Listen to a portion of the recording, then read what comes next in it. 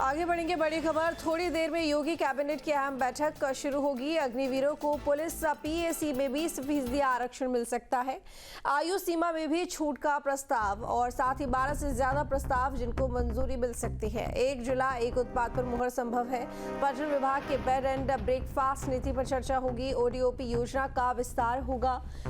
साथ ही मार्केटिंग और गुणवत्ता बढ़ाई जाएगी। और बता दें कि औद्योगिक विभाग के 3 प्रस्ताव को मंजूरी मिलेगी। 5 कंपनियों को सब्सिडी के प्रस्ताव पर चर्चा होगी। नीति के तहत योजनाओं को सरल बनाया जाएगा। ये बड़ी जानकारी आपको दे रहे हैं कैबिनेट मीटिंग को लेकर। थोड़ी देर में इसकी शुरुआत हो जाएगी। कई बड़े प्रस्ताव है, बिंदु हैं जिन पर चर्चा और मुहर संभव, जिसमें सबसे बड़ा जो यहाँ पर बिंदु है वो है अग्निवीरों को पुलिस पीएसी पर 20% आरक्षण जो कि मिल सकता है। और वहीं आयु सीमा में भी छूट का प्रस्ताव है। ऐसे में 12 से ज्यादा प्रस्ताव है जिनको मंजूरी आज इस कैबिनेट बैठक में मिल सकती है। तमाम कैबिनेट मंत्री शामिल रहेंगे। मुख्यमंत्री योगी आदित्यनाथ के नेतृत्व में ये बैठक होगी। थोड़ी देर में इसकी शुरुआत होने वाली है। तो बता दें आपको कि समय यही था 11 बजे। थोड़ी देर में अब शुरुआत और उसके बाद कई जरूरी महत्वपूर्ण यहाँ पर प्रस्ताव है जिन पर मुहर और चर्चा संभव है। 12 प्रस्ताव बताए जा रहे हैं जिन पर मंजूरी आज मिल सकती है। और 1 जिला 1 उत्पाद पर मुहर संभव है। पर्यटन विभाग की बेड एंड ब्रेकफास्ट नीति पर भी चर्चा और वहीं ओडीओपी योजना का भी विस्तार होगा। निखिल हमारे साथ में जुड़ गए हैं खबर पर ज्यादा जानकारी के लिए। निखिल, कितना वक्त और कितनी देर में कैबिनेट बैठक जो कैबिनेट मीटिंग उनके खिलाफ कार्रवाई? देखिए, मंत्रियों का आने का जो सिलसिला है वो शुरू हो चुका है। तमाम जो मिनिस्टर्स हैं वो पहुंच रहे हैं। ब्रजेश पाठक मुख्यमंत्री उत्तर प्रदेश सरकार में वो भी पहुंचे हैं। अब से कुछ ही मिनटों में ये बैठक शुरू होने वाली है। लगभग 1 दर्जन प्रस्ताव इस पर आने वाले हैं। और इस बैठक में जो 2-3 बिंदु अहम हैं उसके बारे में मैं चर्चा करूं तो किस तरह से जो प्रदेश के तमाम शहरी इलाके हैं वहाँ पर ग्रीन बेल्ट को बढ़ाया जाए। आने वाले जो दौर है उसमें किस तरह से ग्रीन बेल्ट को बढ़ाया जाए, इस पर एक प्रस्ताव आएगा। दूसरा, ओडीओपी 02 की जो योजना है उसमें किस तरह से उत्पादों को और बेहतर बनाया जाए, किस तरह से इंट्रोड्यूस किया जाए, किस तरह से 1 डिस्ट्रिक्ट 1 प्रोडक्ट जो है इस योजना को और आगे बढ़ाया जाए, इस पर चर्चा होगी। और जो सबसे महत्वपूर्ण विषय है वो अग्निवीरों की जो भर्ती होनी है, जो रिटायर्ड अग्निवीर होंगे जो वहाँ से, उनके बाद उनकी जो भर्ती होगी उसमें तमाम व्यवस्थाएं जो उसमें पहले पॉलिसी लाई गई थी उसमें संशोधन किया जाएगा।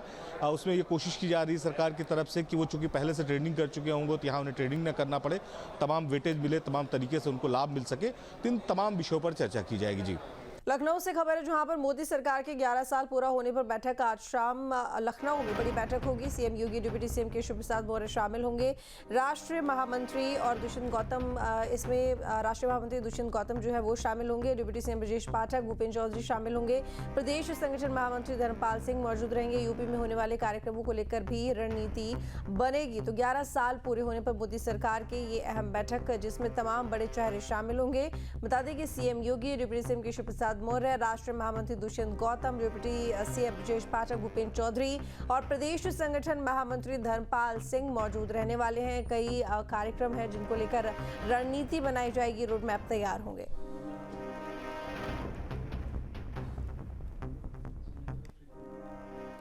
यूपी में डॉक्टरों, पैरामेडिकल स्टाफ की छुट्टियों पर रोक लगा दी गई है। सभी अस्पतालों को अलर्ट किया गया है। डिप्टी सीएम ब्रजेश पाठक ने जारी किया है आदेश। मौसमी बीमारियों के चलते मरीजों की संख्या में बढ़ोतरी भी कर दी गई है। बता दें आपको कि यूपी में डॉक्टरों, पैरामेडिकल स्टाफ की छुट्टी पर रोक है और सभी अस्पतालों को अलर्ट किया गया है। डिप्टी सीएम ब्रजेश पाठक ने आदेश जारी किया है क्योंकि मौसमी बीमारियों की वजह से मरीजों की जो संख्या है उसमें बढ़ोतरी हो गई है। और यहाँ पर अस्पतालों में क्योंकि लगातार जो मरीजों की संख्या है वो बढ़ती जा रही है, कई तरह की दिक्कतें और परेशानियां आने लगी हैं क्योंकि स्टाफ कम होता है। तो ऐसे में पेशेंट्स का जो इलाज होता है वो ठीक से नहीं हो पाता। तो किसी तरह की परेशानी ना हो, लोगों को ठीक से इलाज मिल सके, उनको दवाइयां मिल सके, उनकी जो भर्ती है उसके लिए पुख्ता इंतजाम किया जा सके। इसी को देखते हुए जो तमाम डॉक्टर्स हैं, पैरामेडिकल स्टाफ से उनकी छुट्टियां रद्द कर दी गई हैं।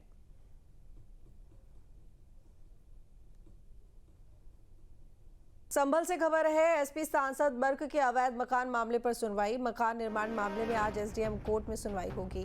कई बार सांसद बर्क को जवाब दाखिल करने का समय दिया गया। समन शुल्क जमा करने के लिए 3 जून तक का समय मिला था।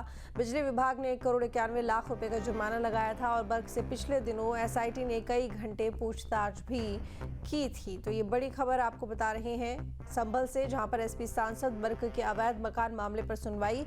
मकान निर्माण मामले में आज एसडीएम कोर्ट में सुनवाई होनी है। कई बार सांसद बर्क को जवाब दाखिल करने के लिए समय भी दिया गया।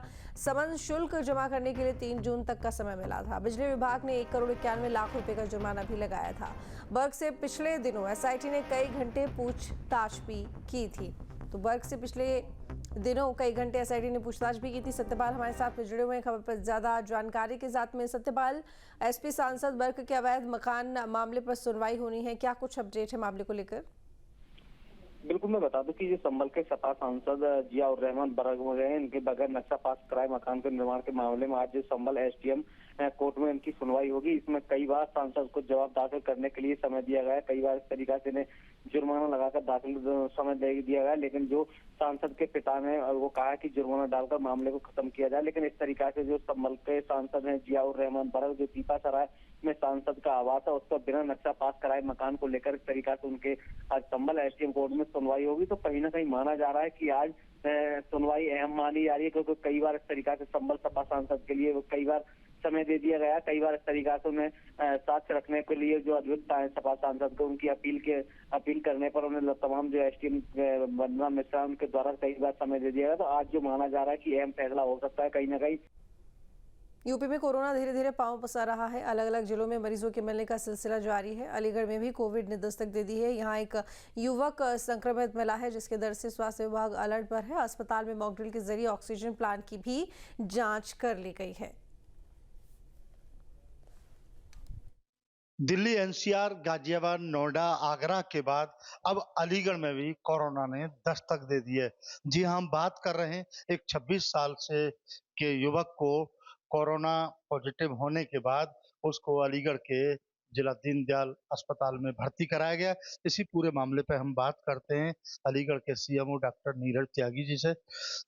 सीएमओ साहब, जिस तरह से एक 26 साल का युवक जो है वो जो कोरोना पॉजिटिव आया है, उसको लेकर के किस तरह की गाइडलाइन जारी की है और क्या है उसकी? देखिए, जैसा कि आपके द्वारा बताया गया है, तो यहाँ एक तो मैं स्पष्ट करना चाहूँगा कि ये केस जो है एंटीजन पॉजिटिव है। कन्फर्मेशन के लिए हम लोगों को आरटी-पीसीआर करना होता है, ठीक है? तो अब ये संदिग्ध केस है। दूसरा, जो शासन के द्वारा हमें दिशा निर्देश प्राप्त हुए थे, उसी के अनुपालन में दीनदयाल उपाध्याय संयुक्त चिकित्सालय में एक वार्ड जो है वो संरक्षित कर लिया गया है। आपके माध्यम से मैं जनपद वासियों से ये ज़रूर अपील करना चाहूँगा कि वो इस तरह की चीज़ों को बड़े ध्यान से समझें और यदि उन्हें ज़रा भी इस प्रकार के कोई लक्षण होते हैं तो तुरंत हमारे अस्पताल पहुंचकर अपनी जांच कराएं और उपचार कराएं। किसी भी तरह की भयावह स्थिति से बचें। तो देखिए, ये देखिए अलीगढ़ के जो है डॉक्टर सीएमओ नीरज त्यागी हैं, इनके द्वारा कहा गया है कि अभी उसको संदिग्ध माना जा रहा है, लेकिन अभी इसकी जांच जो आरटी-पीसीआर के माध्यम से नहीं हुई है, लेकिन फिर भी एहतियात के तौर पर उनको दीनदयाल अस्पताल में भर्ती रखा गया है। न्यूज स्टेट के लिए अलीगढ़ से धीरेन्द्र सिंह। जहां भक्ति है हर शब्द में, कथाओं में छिपे हैं दिव्य रहस्य और ज्योतिष देता है जीवन को दिशा। धर्म से जुड़ी हर बातों को जानने के लिए हमारे चैनल स्तुति को सब्सक्राइब करें। चैनल पर जाने के लिए इस लिंक पर क्लिक करें।